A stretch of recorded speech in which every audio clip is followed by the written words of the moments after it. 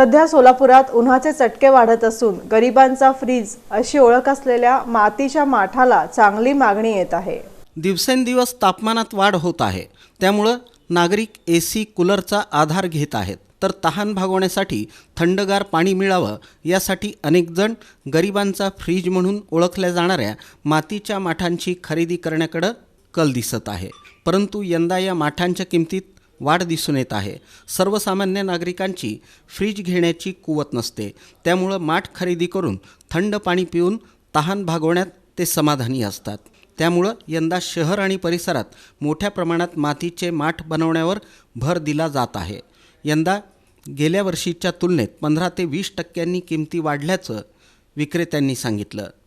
डेऱ्याचं rate पण थोडं वाढलेलं आहे। आता इकडं जरा कुंभारा रेट वाढवलं की आम्हाला वाढवावं लागते।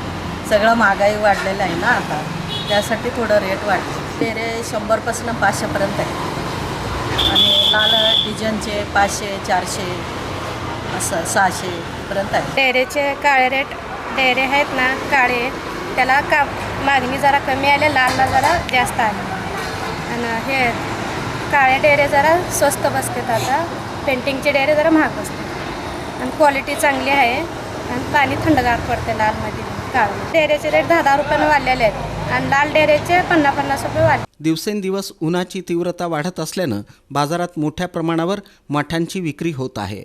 यात एक माठ 350 ते 450 रुपयांना विक्री होत आहे। काळ्या रंगाचे मोठे माठ 100 पासून 600 पर्यंत, तर लाल रंगाचे माठ 200 ते 600 पर्यंत मिळत आहेत। दरवर्षी उन्हाळ्याची चाहूल लागताच माठांची मागणी वाढते, अशी माहिती विक्रेत्यांनी दिली। शहरातील market yard, Lakshmi market, Gurunanak Chowk, Kumbharves, Rajendra Chowk, Saiful, Hodgi road, Jule Solapur, Ashok चौक, शांती चौक या भागात माठ विक्री जोमात सुरू आहे।